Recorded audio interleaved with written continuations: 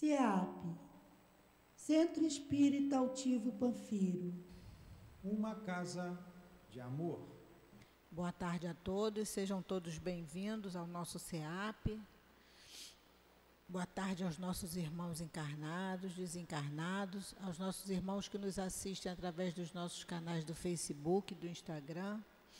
Que a doce paz do Mestre Jesus possa estar em nossos corações, para que nós possamos,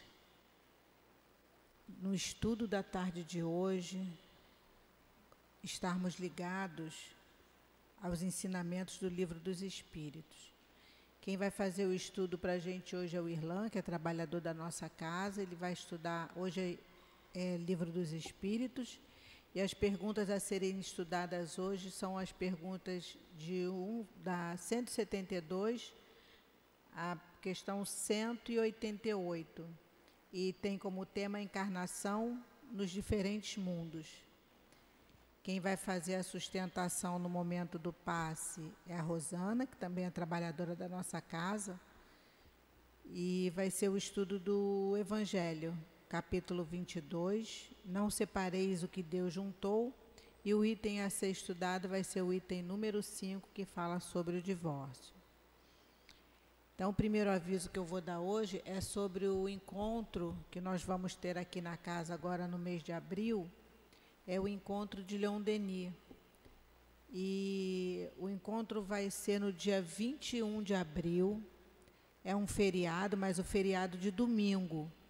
Então, como o feriado cai no domingo, a maioria das pessoas não viajam. Então, a gente está fazendo o convite para que vocês venham passar amanhã aqui, do dia 21 de abril, estudando com a gente sobre Leon Denis. E o encontro é de 9 às 12. E a gente vai conhecer um pouquinho mais sobre essa obra de Leon Denis. A nossa obra social, que hoje acontece sempre sábado de manhã.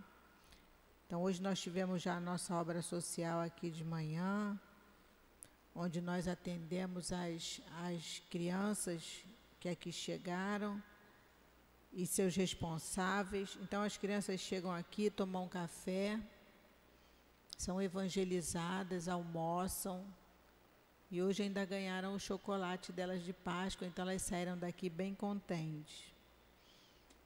E a nossa obra social, ela está atendendo por volta de quase 300 famílias. Então, a gente pede sempre a colaboração das pessoas que nos assistem, que frequentam a nossa casa, com a ajuda para a nossa cesta básica, porque essas famílias, elas recebem cesta básica. Então, a composição dessa cesta básica são esses itens comuns, né, que a gente tem na nossa casa: arroz, feijão, macarrão, óleo, e toda ajuda é muito bem-vinda. Nós temos também o nosso atendimento fraterno. O atendimento fraterno tem como objetivo esclarecer os nossos irmãos que chegam à nossa casa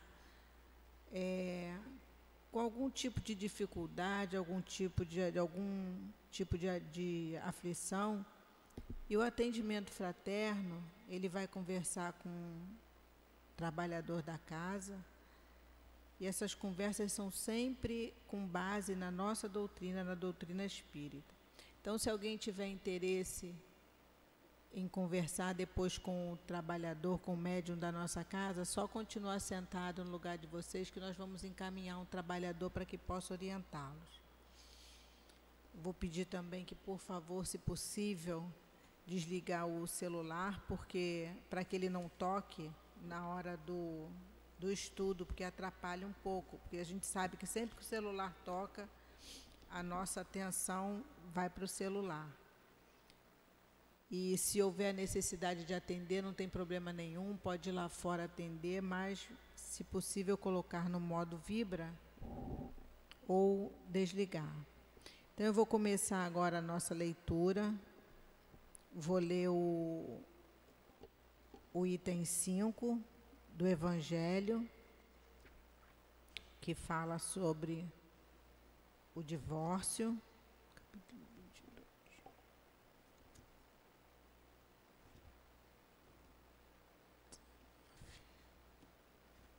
Eu desmarquei aqui a página sem querer, 22. Está aqui, já achei. Obrigada, Rosana. E o item 5 fala sobre o divórcio. O divórcio é uma lei humana que tem por objetivo separar legalmente o que está separado de fato. Não é contrário à lei de Deus, pois apenas reforma o que os homens fizeram, e só é aplicável nos casos em que a lei divina não foi levada em consideração. Se fosse contrário à lei divina, a própria Igreja seria forçada a considerar como prevaricadores aqueles dos seus chefes que, usando de uma autoridade e em nome da religião, têm imposto o divórcio em várias circunstâncias. Aliás, dupla prevaricação, porque teria em vista unicamente interesses temporais e não para satisfazer a lei do amor. Porém, nem mesmo Jesus consagrou a indissolubilidade absoluta do matrimônio. Ele não disse que foi por causa da dureza do vosso coração que Moisés vos permitiu repudiar vossas mulheres, o que significa que desde o tempo de Moisés, não sendo a afeição mútua o objetivo único do casamento, a separação podia tornar-se necessária. Mas, acrescentou ele, isso não foi assim desde o princípio.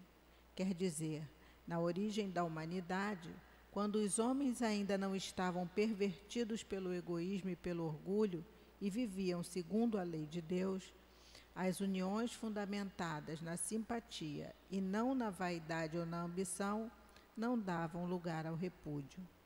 E Jesus ainda vai ainda mais longe, pois especifica o caso em que o repúdio pode ocorrer, o de adultério. Ora, o adultério não existe onde reina uma afeição recíproca e sincera. Ele proíbe, é verdade, a qualquer homem desposar a mulher repudiada, mas é preciso levar em consideração os costumes o costume e o caráter dos homens daquela época. Vamos agora elevar o pensamento a Deus nosso Pai, a Jesus nosso Mestre e amigo de todas as nossas horas,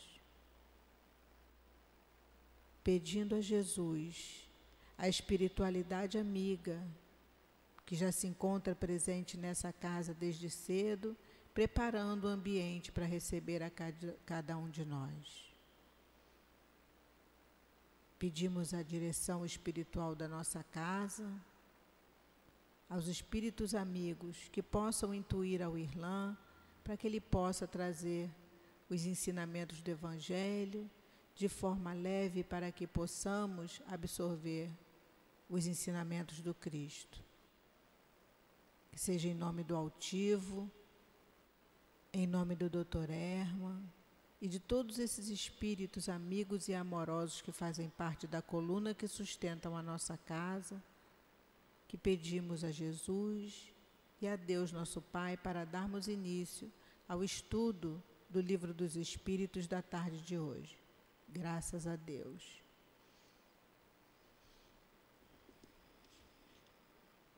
Eu vou ler a questão de número 172, para que o Irlan possa dar início ao estudo.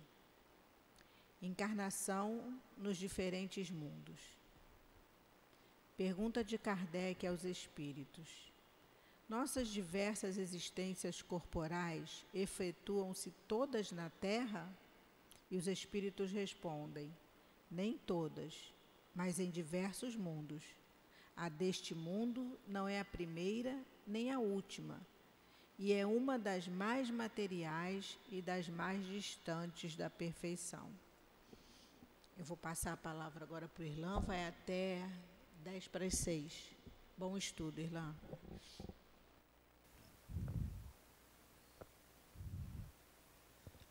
Uma boa tarde a todos, que nosso Senhor Jesus Cristo envolva todos os corações presentes, encarnados e desencarnados, e aqueles também que estão nos assistindo, nos ouvindo pelos meios de comunicação da atualidade. O Livro dos Espíritos, né, nessa tarde, vai nos trazer justamente o assunto da encarnação nos diferentes mundos. São 17 perguntas que Kardec traz, né, organiza, sendo que dentro dessas perguntas nós temos ainda subperguntas ali, vamos dizer assim, né, totalizando 27, ou seja, um conteúdo bastante esclarecedor para essa questão da encarnação em diversos mundos. E como nossa irmã já leu a questão de número 172, não dá para nós abordarmos todas as questões aqui, né? Porque é muito extenso. Mas vamos pegar algumas e vamos refletir em cima dessas questões que Kardec nos traz. A número de 173, Kardec pergunta assim: a alma, a cada nova existência corporal, passa de um globo, passa de um mundo a outro, ou pode efetuar várias delas no mesmo globo? A resposta: ela pode tornar a viver várias vezes no mesmo globo, se não se adiantou bastante para passar para um mundo superior. E Kardec faz outra pergunta: assim podemos reaparecer várias vezes na Terra? Certamente. Podemos retornar a este depois de ter vivido em outros mundos? Sem dúvida. Já pudeste viver em outros lugares e na Terra. Então Kardec aqui pergunta exatamente, né, se a gente vive apenas em um planeta, apenas em um mundo.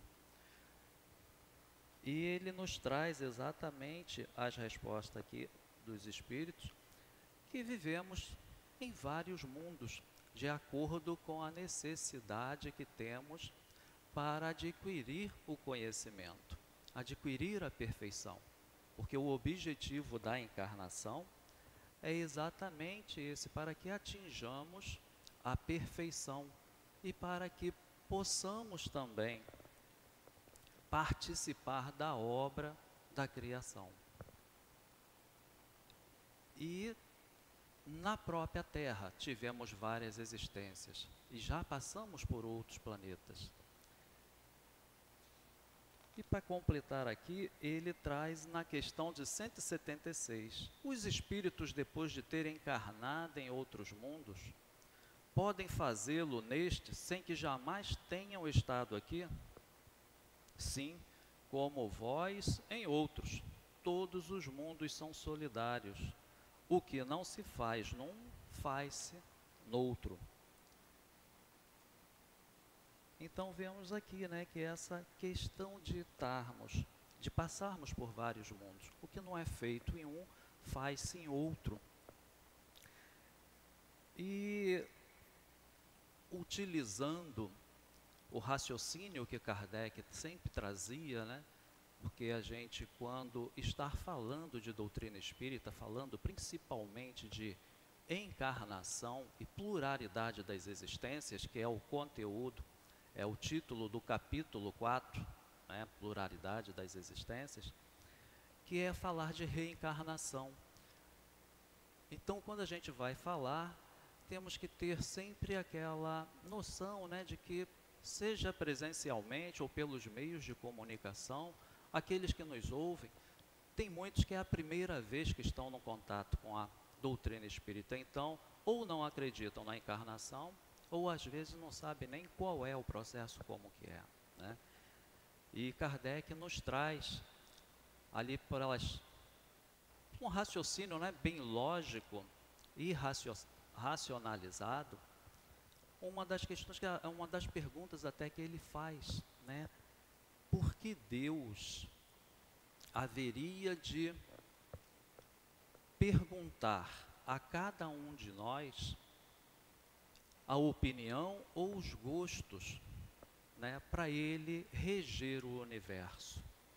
E é uma pergunta muito interessante, porque se a gente pensar da forma aqui terrena, né, por que um pai perguntaria a um filho, uma criança, como construir uma casa? Porque o pai sabe que precisa fazer uma fundação, precisa construir ali primeiro o alicerce, para que a casa venha a ser sustentada ali. A criança não tem nem noção para que serve o alicerce. Ela nem sabe que vai ali no alicerce, vai levar pedra, ferro, água, areia. Então não tem o porquê o pai fazer essa pergunta à criança. Assim como Deus não perguntaria a todos, né, quais seriam os gostos e a vontade de cada um. E por aí a gente já começa um raciocínio lógico dessa questão da reencarnação, né? Deus criou, pronto, igualzinho o pai vai fazer ali o alicerce, vai colocar todo o material ali. E mesmo que o pai pegue a criança e traga e mostra para ele ali depois de pronto o alicerce e dizer para a criança, ali eu coloquei ferro, água, areia, e a criança vai olhar para o pai e ficar com aquela cara, né? Mas cadê a água? Cadê a areia? Cadê o ferro? Se ela não enxerga. Mesma coisa são as leis que regem o universo, né? Nós, muitas das vezes, não temos compreensão. Até porque, às vezes, só de acordo com um tempo muito extenso é que vamos observar certas coisas. E essa questão de deixar um corpo e habitarmos um outro corpo, isso já era dos antigos, povos antigos, os egípcios já tinham essa ideia. Os indianos, através das filosofias ali do hinduísmo, do budismo, do jainismo, eles já tinham essa noção de que quando você deixasse um corpo, você habitaria um outro. E aí o filósofo e matemático grego Pitágoras, ele traz justamente essa ideia ali dos egípcios e dos indianos e dos povos ali do Oriente para os escritos, né? E ele vem trazer essa transmigração das almas, chamando de metempsicose. Só que eles tinham uma ideia muito vaga da questão de quando deixasse um corpo, habitar um outro corpo.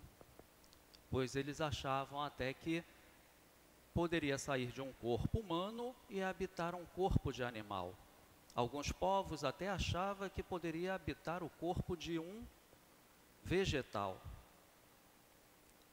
E aí mais adiante vai surgir na França um pedagogo e educador chamado Hippolyte Léon Denisard Rivaio, mais conhecido como Allan Kardec, aonde ele codifica a doutrina dos espíritos, a filosofia espiritualista. E ali traz uma coisa muito preciosa para a gente compreender essa ideia que os antigos tinham, que é a lei de progresso. Porque de acordo com a lei de progresso, quando o espírito chega a ser um ser humano, a ter sentimentos, ele não poderia retornar e encarnar num animal, vamos dizer assim, porque o animal ainda não desenvolveu os sentimentos, ele apenas tem os instintos. E a gente vai ver isso exatamente na questão do cuidado que a mãe tem para com o filho, do ser humano. Tem um sentimento ali. Os animais não, apenas dá a condição da proteção àquele animalzinho ali, que é a cria dela, até que esse animal tenha condições de sobrevivência. Quando ele sobrevive, ele volta para o reino animal ali, volta a viver sozinho, caçando, e a mãe esquece. Então a gente, se volta a encarnar no reino animal, seria um retrocesso. E essa bênção, né, que nós recebemos de Deus, pois a gente vê que a questão da encarnação em diversos mundos, e às vezes até repetindo no próprio planeta, como nós repetimos no próprio planeta Terra, isso é uma bondade de Deus para conosco, para que a gente chegue à perfeição. E é uma justiça, porque a grande maioria de nós não chegamos, a grande maioria não, todos, né? Não chega de uma vez só, vai cometer erros, vai cometer equívocos. E Deus, com as suas leis, Ele traz para a gente a sua justiça, aonde a gente se equivoca, repara e continua ali a se aperfeiçoar. Vemos isso para compreender um pouco essa ideia da bondade de Deus e da justiça. Imaginamos dois industriários. Esses industriários têm operários que almejam, né, ali aspiram chegar ao cargo de chefia da indústria. E certo dia esses operários cometem um equívoco muito grande, aonde eles geram um prejuízo muito grande na empresa, é um dia inteiro perdido de trabalho, e isso gera um prejuízo enorme. Um dos industriais pega o seu operário e lhe diz: você causou um prejuízo muito grande. E dá justa causa nele, ele não consegue mais emprego, fica na miséria e acaba morrendo. O outro industrial chama o seu operário e diz: tu cometestes um erro muito grande, terás que ressarcir, reparar esse equívoco, irás trabalhar mais e continuarás ascendendo, podendo chegar até ao cargo de chefia da empresa. Então vemos aí, né, desses dois industriais, qual foi o mais bondoso? Logicamente que o segundo, que deu a oportunidade ao seu operário de poder chegar até o cargo máximo ali da indústria. E a justiça dele, justamente por ele ter dito ao seu operário: tu cometestes um erro, tu me deves, então terás que reparar, ressarcir isso. E se a gente pensar de uma forma de que um ser humano é capaz de agir desta forma, bondosa e justa, imagina Deus, que é a inteligência suprema, que é infinitamente bom e justo, nos dar a todos condições de chegarmos à perfeição, mesmo errando, idêntico ao operário que errou. Podemos reparar isso. Por isso a reencarnação, ela se faz necessária, é uma necessidade para o processo evolutivo que esse espírito chegar à perfeição. E esse espírito vai chegar à perfeição idêntico ao operário da indústria, porque ele chega no cargo máximo da indústria, mas ele não vai ser o industriário, ele não vai ser o dono da indústria, ele chega ao cargo máximo. E assim somos nós, espíritos, chegamos a uma perfeição máxima, mas jamais seremos deuses. Nenhum chega até a perfeição suprema, que seria de Deus. E na questão de número 177, Kardec pergunta aos espíritos: para chegar à perfeição e à felicidade suprema, que é o objetivo final de todos os homens, o espírito deve passar pela fieira de todos os mundos existentes no universo? Não, pois há muitos mundos que estão no mesmo grau. e onde o espírito nada aprenderia de novo. E a 178, ele pergunta: os espíritos podem tornar a viver corporalmente num mundo relativamente inferior àquele em que já viveram? Sim, quando têm uma missão a cumprir para auxiliar o progresso e então aceitam com alegria as tribulações desta experiência, porque elas lhes proporcionam um meio de progredirem. Então nós vemos que a questão do progresso, para se chegar ao progresso, há uma necessidade de se passar em vários mundos para adquirir o conhecimento necessário e para ter uma compreensão melhor das leis que regem até o universo, né? E para ajudar nessa criação. E a ideia de que quando a gente está no planeta Terra, essa é a pergunta que Kardec faz, a gente pode encarnar num planeta inferior ao planeta Terra, ou seja, um planeta primitivo? E os espíritos dizem que sim, mas em missão. Porque um planeta primitivo, nós já passamos por lá, já aprendemos o que tinha que ser aprendido e chegamos a um planeta de provas e expiações. Então não haveria o porquê a gente voltar a um planeta inferior se não fosse por missão. Porque a missão é uma oportunidade do espírito progredir mais um pouco.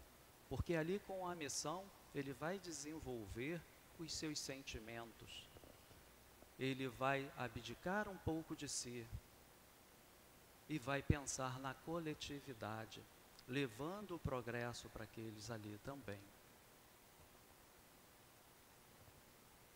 Então, pensando desta forma, né, do progresso que nós vamos adquirir, para que se chegue a esse progresso, primeiramente a gente tem que trabalhar, porque não existe progresso sem trabalho. É onde podemos dizer que o progresso é filho do trabalho. E o que é esse trabalho? Esse trabalho são as forças da inteligência em ação. E o que é essa inteligência? É o próprio espírito, aonde ele coloca os seus conhecimentos, né, a sua vontade em ação, produzindo trabalho. Com isso ele vai progredindo para chegar à perfeição. E Deus deu ao homem, diferente do animal, um desejo incessante do melhor.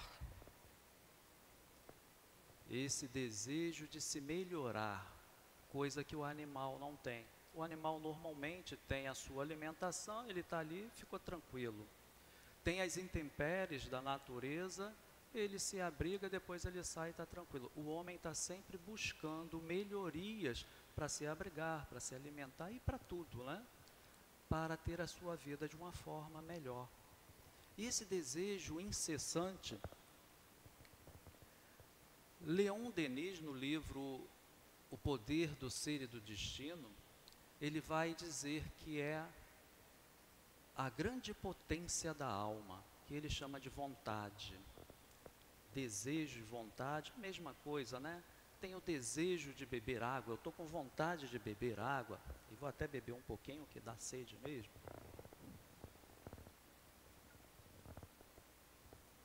A gente falando dá muita sede.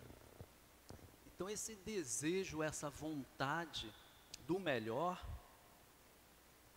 é dado ao ser humano, é dado ao homem, aonde ele vai buscando sempre a melhoria, não somente de si mesmo, mas da coletividade, né, ao bem de todos. E se a gente pensar nesse progresso que o homem vai adquirindo com essa vontade em uma existência, vamos ver que esse progresso realizado apenas em uma existência é minúsculo, é quase que imperceptível. A gente não consegue perceber. Mas, de acordo com a reencarnação, esse progresso adquirido aqui, mais novas existências, outra existência e outra existência, esses progressos vão se avolumando. E só com o transcorrer do tempo, a gente vai perceber esse progresso. Se a gente olhar para a história da humanidade, nós podemos perceber esse progresso. Pois vamos ver nos povos antigos ali os bárbaros, né? Aonde o desejo, a vontade daqueles povos eram a posse e o poder, que não é muito diferente dos dias atuais, né? Que ainda herdamos isso. Mas a posse e o poder era muito grande, aonde se cometiam muitas atrocidades, pois eles queriam conquistar territórios e conquistar os povos para escravizar. Então a gente sai desse momento da barbárie e passa para uma civilização material, e daí para uma civilização moral. Vamos ver a civilização material começando com esses mesmos bárbaros lá que já adquiriram, depois de várias encarnações, adquiriram um progresso. Eles se organizando, fazendo leis, começando a trocar mercadorias, e aí passam a comprar terras para poder produzir, fazer plantio. E muito mais adiante vamos ver a Revolução Industrial. E chegando nos dias de hoje, a gente vê essa tecnologia que nós temos, né? Então essa civilização material, ela se desenvolve muito rápido. Diferente da civilização moral, que ela vem gradativamente, vem aos poucos passos.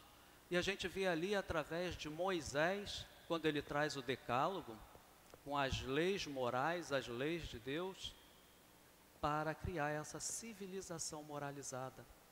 Nós vamos ver lá no Oriente, na China, de Confúcio, trazendo também.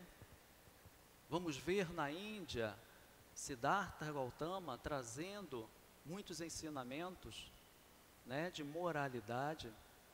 E vamos ver, depois de um longo tempo, Jesus vindo e fortalecendo isso. Vemos a doutrina espírita nos trazendo isso de novo. Então é muito lento esse progresso da civilização material, da civilização moral, desculpa, que é muito gradativo, é bem lento, né, em relação à civilização material.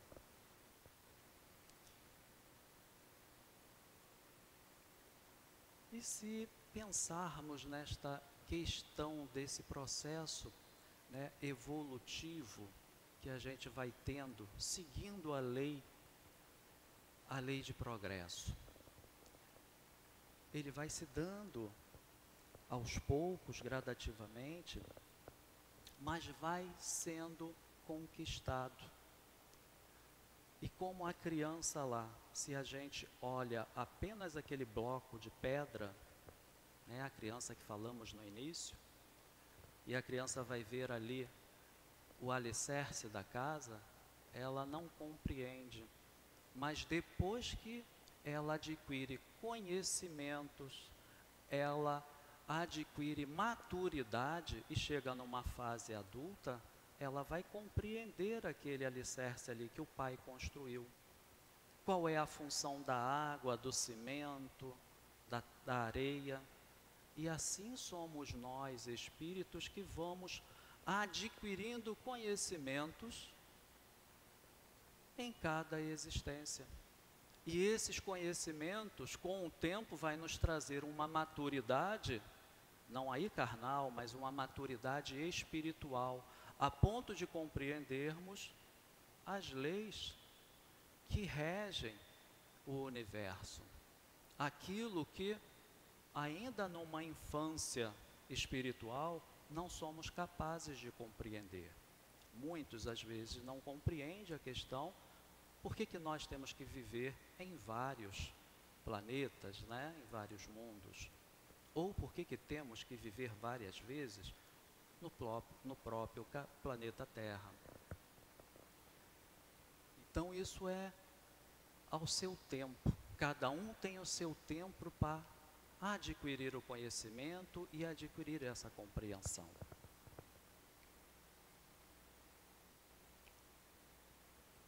E na questão de número deixa eu ver aqui.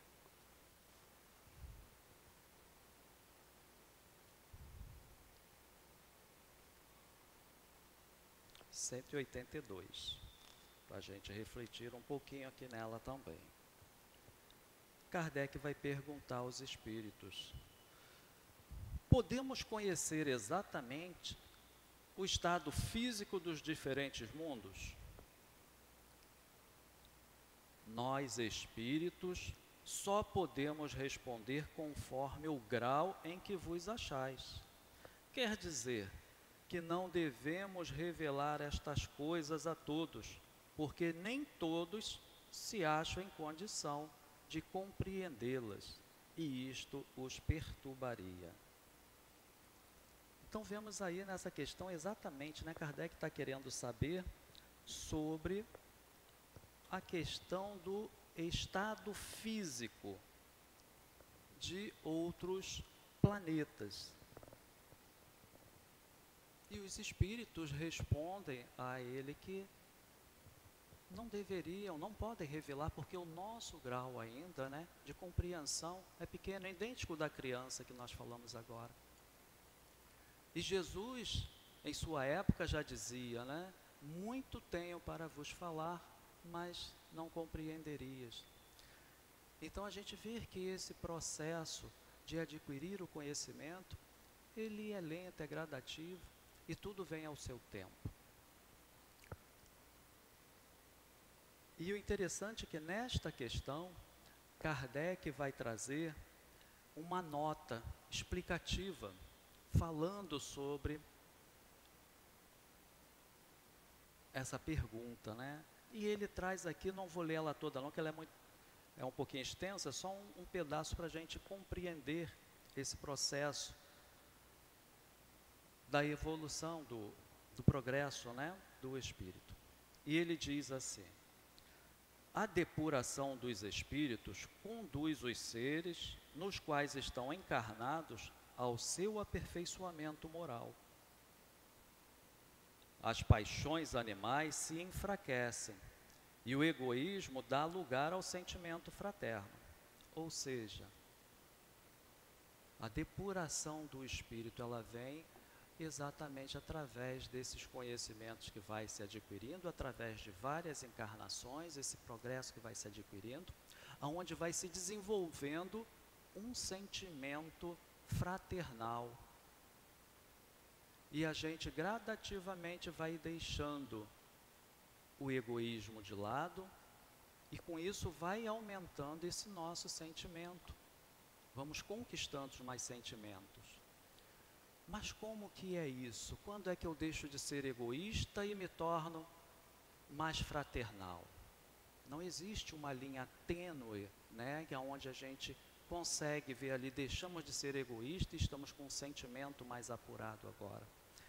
É como assim, da noite para o dia. A gente não sabe quando termina a noite e quando começa o dia, pois a noite vai perdendo a sua escuridão, o dia vem clareando gradativamente e a gente não sabe quando um termina, quando o outro começa. E assim é a questão, né, das paixões que a gente ainda tem, que são muito materiais e que gera esse egoísmo. E gradativamente a gente vai se aperfeiçoando esses sentimentos, né? Vamos desenvolvendo, melhor dizendo. E Kardec continua aqui: é assim que nos mundos superiores à Terra, as guerras são desconhecidas. Lá, os ódios e as discórdias não têm sentido, porque ninguém pensa em prejudicar seu semelhante. Então vemos aqui exatamente desse progresso que já se adquiriu nesses mundos superiores à Terra. Nós não vemos o mal acontecendo da forma que a gente está tão acostumado aqui, né? E isso serve para a gente pensar um pouco, porque se estamos nessa encarnação, mas o progresso que vamos adquirir, ele é quase que imperceptível, o que a gente pode fazer para melhorar? Aonde é que eu posso fazer algo para desenvolver o meu sentimento, para gradativamente diminuindo essas paixões que eu ainda tenho? E às vezes é difícil a gente identificar, porque a gente tem que identificar imperfeições que a gente tem. E muitas das vezes a gente entra numa negação. Não, eu sou assim. Normalmente a gente foge disso, né? Existem pesquisas que mostram que foram feitas. Perguntaram aos grupos, né, se a pessoa era, se o povo brasileiro, desculpa dizer, o povo brasileiro era ciumento. E todos respondiam, sim, o povo brasileiro é ciumento. Você conhece alguém ciumento? Sim, conheço, um monte. Você é ciumento? Não. E a grande maioria dos que foram perguntados diziam que não eram ciumentos. Ou seja, da onde foram que surgiram tantos ciumentos, né, no povo brasileiro? Então, muitas das vezes a gente entra numa negação, a gente não reconhece essas imperfeições ainda. Mas se é difícil a gente identificar, no Evangelho segundo o Espiritismo, tem uma infinidade ali de dicas que vai nos guiar. Uma que eu escolhi para a gente poder falar aqui, está no capítulo 9, Bem-aventurados mansos e pacíficos. Mais especificamente no item 8, que vai falar de obediência e resignação. Ali o Espírito Lázaro, ele nos traz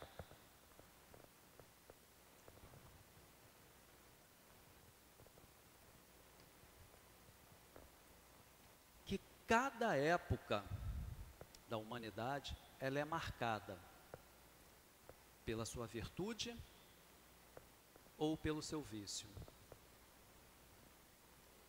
E ele conclui, né, de que a virtude da vossa geração é a atitude intelectual. Nós vemos como nós crescemos, né? A civilização material, como ela cresceu. Nós vemos a nossa tecnologia hoje em dia. Então, a intelectualidade é uma virtude, é algo que já foi conquistado. Então, isso aí a gente não precisa se preocupar tanto, porque ele conclui dizendo: o seu vício é a indiferença moral. É exatamente aí que nós temos que buscar as nossas imperfeições, porque é um vício da humanidade. Não é meu, não é seu, não é dele, daquele, é da humanidade, né? E essa indiferença moral, nós vamos pegar dois personagens da história, né, para a gente refletir um pouquinho sobre eles. O primeiro deles, Pôncio Pilatos. Pôncio Pilatos era governador da Judéia. Diante de toda a trama que fizeram para condenar Jesus, levam para ele, e ele, como legislador dali, da região, ele olha todo o processo e, de acordo com as leis do Império Romano, ele não vê crime em Jesus. Então, Jesus não poderia ser condenado pelas leis de Roma. Ele pega esse processo, manda para um superior dele, que é Herodes. Herodes vê, olha, a mesma coisa, não tem crime aqui para esse homem. Manda, volta para Pilatos, e ele que tem que resolver. Porém, Pilatos, ele sabe que aquele povo ali queria a condenação de Jesus. Se Jesus não é condenado, gera uma revolta. E a revolta ali iria colocar o seu cargo de governador em risco. E aí a gente vê, né, quando ele lava as mãos e deixa o povo julgar Jesus, indiferença moral. Ele sabendo as leis, o que estava escrito nas leis romanas, e ele não cumpre, ele sendo quem tinha autoridade para julgar. Ele não julga, porque ele tinha medo de perder o poder. E com isso ele deixa que o povo julgue Jesus. Então vemos aí a indiferença moral. Se a gente olhar, não vamos olhar para a sociedade, né? Vamos olhar para nós, que é uma reflexão para nós. Diante de muitas questões na nossa vida, a gente sabendo o que é o certo, quantas das vezes a gente não faz idêntico a Pilatos. Então é aí que a gente tem que buscar justamente onde estão as nossas imperfeições para a gente poder trabalhar. Ali Pilatos não tem nenhum sentimento de compaixão em relação ao outro, porque o outro não estava cometendo, o outro no caso Jesus, né, com todo o respeito, não tinha cometido nenhum equívoco. E aí vamos ver a diferença, porque o mesmo Jesus, na mesma condição que Pilatos, quando em praça pública, os judeus levam para ele uma mulher adúltera, que eles diziam que tinha cometido um crime, de acordo com as leis de Moisés, ela deveria ser apedrejada. E qual é a conduta de Jesus? Não foi de indiferença moral. Mas ele não é contrário às leis de Moisés, porque em momento algum ele diz que a lei de Moisés está errada. Porque é a lei do homem. Só que ele conhece muito bem as leis de Deus e sabe que lá nas leis de Deus está escrito: não matareis. Ele traz a responsabilidade para si, mas não julga ali quem o povo, né, trouxe para ele julgar. Ele não julga, ele apenas traz a reflexão com toda a responsabilidade em cima dele, né? Atire a primeira pedra aquele que nenhum pecado tenha. Então a gente vê aí que não houve indiferença moral. Uma atitude sábia, justa, que não tira a legalidade da lei de Moisés e também não descumpre a lei de Deus, a lei divina.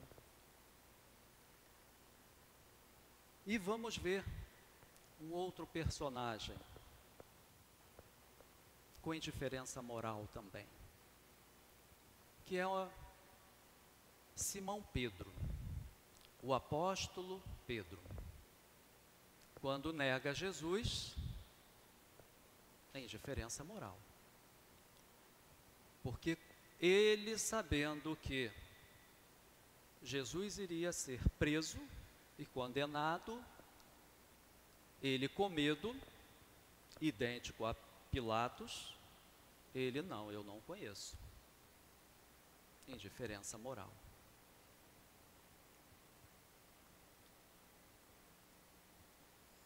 E quantos, né, não agem assim ainda? Mas vamos ver uma diferença muito grande entre Pedro e Pilatos. Pois Pedro, ele se arrepende de ter negado Jesus. um arrependimento da indiferença moral. E o que ele faz ali, a partir dali? A partir do arrependimento, ele começa a divulgar a boa nova, divulgar o Evangelho de Jesus. Mesmo sofrendo todas as represárias, sofrendo as ameaças, tudo aquilo que Jesus sofria, ele passa a sofrer ali também, porque ele está levando os ensinamentos do Mestre. Mesmo assim, ele não desiste. E nós vamos ver no livro O Céu e o Inferno, a justiça divina, né, segundo o Espiritismo, falar-nos do código penal da vida futura, que ela diz que o espírito que comete um erro, ele precisa se arrepender primeiro, expiar e reparar. Nós vamos ver isso em Pedro. Pilatos, ele comete o seu equívoco e fica ali naquela existência sem movimento algum. Tem espíritos que, para se arrepender, expiar e reparar, levam séculos, até milênios. Pedro faz esse movimento na mesma encarnação, pois ali mesmo ele se arrepende, é fato. Ele começa, ele não expia totalmente, porque ele vai ter que expiar mais, não é? Mas ali ele já começa a expiar, porque ele começa a sofrer quando ele começa a divulgar o Evangelho de Jesus. E ali ele sofre bastante. Só que reparar, ele fez o mal a quem? A Jesus. Ele teria que reparar Jesus pelo mal cometido. Só que Jesus não se sentiu ofendido, sabia da condição dele, e Jesus não ia reencarnar novamente na terra para ele poder reparar. Jesus está bem mais acima. Ele começa a reparar com quem? Com aqueles enfermos, aqueles doentes que existiam ali, fazendo as suas curas. E não foi assim que Jesus dizia também? Tudo que fizerdes a um desses pequeninos, é a mim que estareis fazendo? Então ali ele começa a reparar também. Lógico que ele vai continuar, dar continuidade, né? Mas vemos aí uma grande diferença de Pedro para Pilatos. Vemos aí aquele que põe a sua vontade em ação, põe esse desejo incessante do melhor, que é se melhorar. E aonde ele vem o arrependimento, ele busca melhorar, ali ele começa a trabalhar. Pois ele trabalha junto com aquele povo que está ali. E com isso ele progride e ele vai se aperfeiçoando. E é assim para cada um de nós. Então, nessa resistência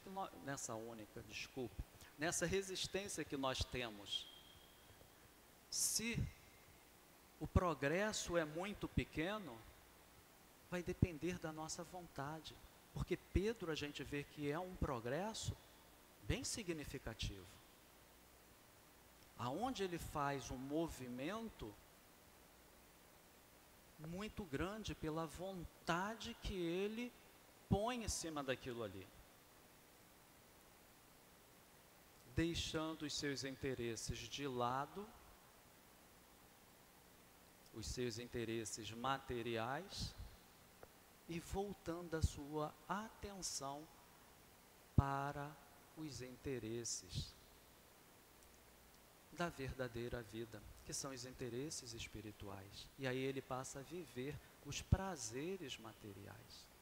E vamos ver diversos personagens da história que agiram desta forma também. Mas o mais importante para a gente refletir, buscando essa depuração que Kardec nos trouxe, na questão 182, para a gente ir diminuindo as nossas imperfeições, que estão muito ligadas às questões das paixões materiais, e desenvolvendo esses sentimentos que ainda precisamos muito, né, desenvolver.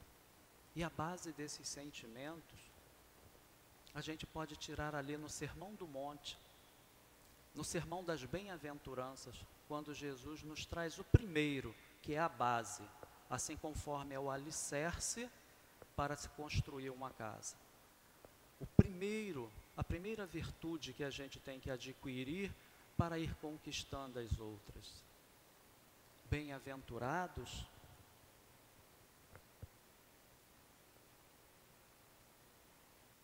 os pobres de espírito. Ou seja, que virtude que nós precisamos? É exatamente a virtude da humildade, que é a base de todas as outras virtudes a se conquistar. E isso nos traz justamente ao trabalho, ao progresso, conquistando a perfeição, que é o objetivo das encarnações que nós temos, não apenas no planeta Terra, mas nos diversos mundos aos quais iremos passar. O que não foi conquistado aqui, será em outro planeta, ou retornaremos aqui para conquistar. Então, é as oportunidades que vamos tendo de buscar cada vez mais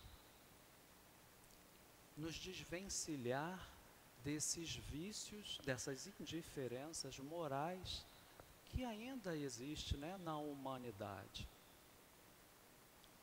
mas que nós temos condições de sobrepujar isso, esse momento que nós estamos.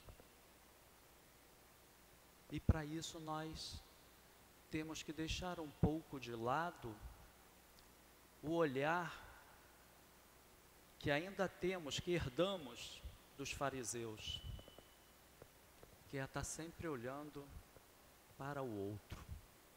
Olhar para o outro e ver as imperfeições do outro, que o outro não está cumprindo as leis. E trazer um pouco mais para nós, o que eu posso melhorar? O que eu posso fazer para crescer nessa existência?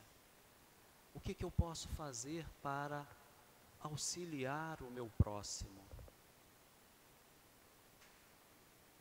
Uma frase, né, que é muito utilizada e as pessoas costumam falar e até rir, né, usam como chacota e tudo, e que é um exemplo de indiferença moral, né?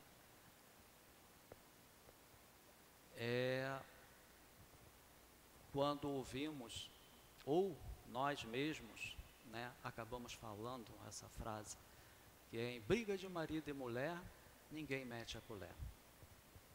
É uma indiferença moral muito grande. Lógico que discussão é normal dentro de uma relação, seja relação de amizade, relação conjugal, relação de trabalho, vão existir discussões, divergências de pensamentos.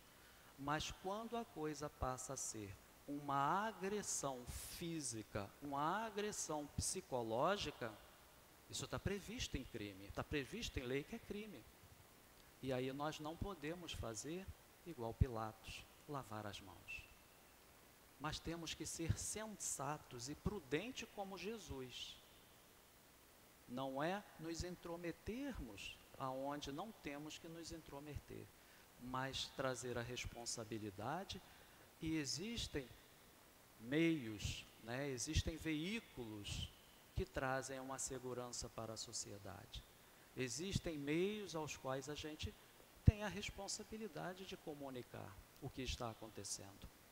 E isso muito acontece principalmente nos meios familiares, quando vemos uma agressividade, seja com idoso, seja com criança, seja com cônjuge, não importa. Se nós nos eximimos deste momento, é indiferença moral, porque a lei prevê que é crime. E que essas reflexões, né, para que a gente busque cada vez mais olhar um pouco para nós, para buscarmos esses aperfeiçoamentos que devemos almejar para que a gente consiga progredir, consiga se aperfeiçoar mais e passar em vários mundos. Não tem como evitar, vamos passar. E na Terra também, mas que a gente diminua a quantidade de vezes que temos que repetir essas permanências nesses mundos, né? Para que a gente ascenda a um mundo superior. Obrigado a todos, uma boa tarde para todos e que nosso Senhor Jesus Cristo envolva todos nós mais uma vez. Obrigada, Irlan, pelo estudo que você nos trouxe hoje. E nós vamos passar agora ao segundo momento, é o momento do passe. Eu vou pedir, por favor, às médiuns que se coloquem. Vamos agora fechar os nossos olhos, elevar o nosso pensamento a Deus, nosso Pai, Jesus, nosso médico das almas, nosso médico maior, a esses espíritos amorosos que aqui se encontram, te pedimos que nesse momento, através dos médiuns da nossa casa, possamos receber os fluidos necessários ao nosso refazimento físico e espiritual. Que seja assim em nome de Jesus e, acima de tudo, em nome de Deus, nosso Pai, que possamos dar início ao trabalho dos passes. Graças a Deus. Que a doce e serena paz do nosso Mestre querido Jesus possa nos envolver nesse momento do passe. O Evangelho de hoje nos fala sobre a indissolubilidade do casamento e, mais especificamente, falando sobre o divórcio. E Kardec nos esclarece nesse item que o divórcio faz parte da lei humana e que não é contrário à lei de Deus quando separa aquilo que de fato já estava separado. É importante a gente lembrar que a lei humana, ela é mutável, ela vai mudando de acordo com o tempo, com a cultura. Na medida que nós vamos evoluindo intelectualmente, a lei humana também vai se modificando, vai se aprimorando. Mas a lei divina, ela é imutável.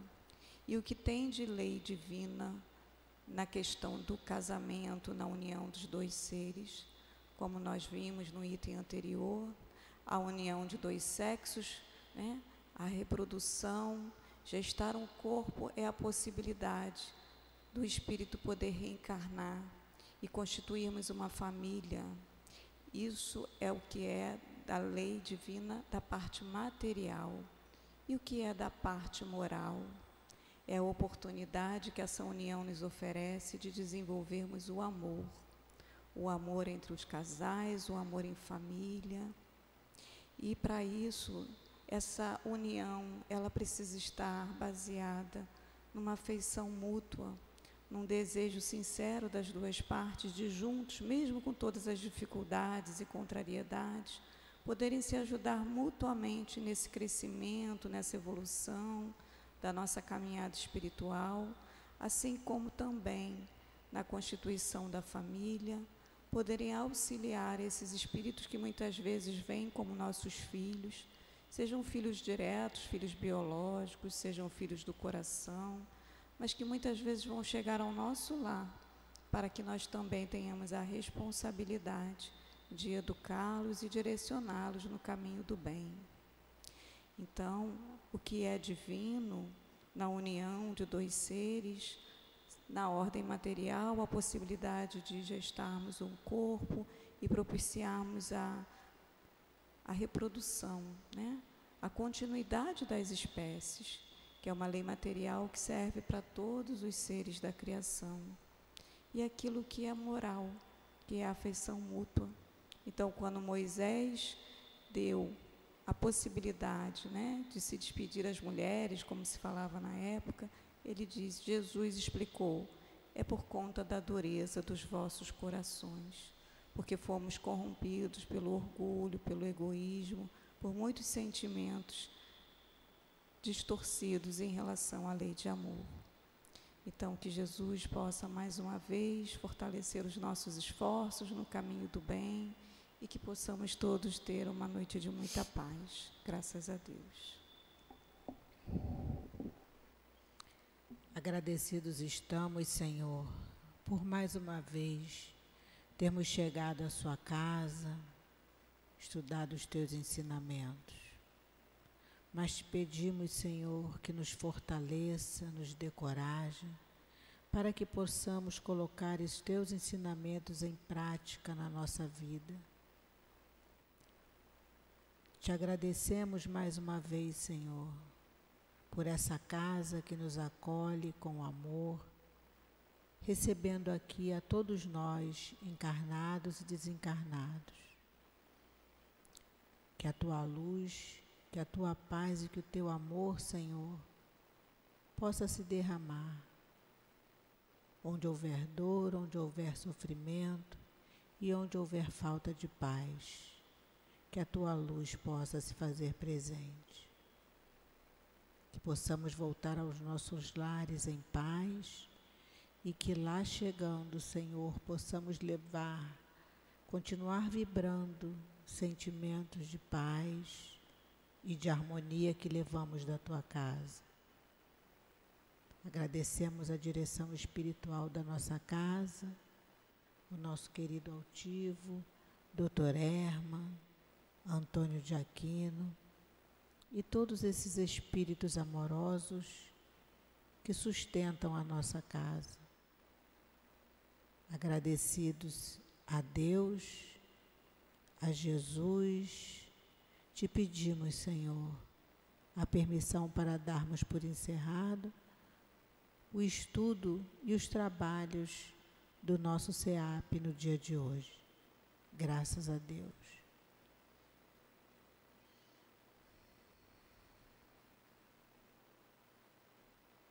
SEAP, Centro Espírita Altivo Panfiro. Uma casa de amor.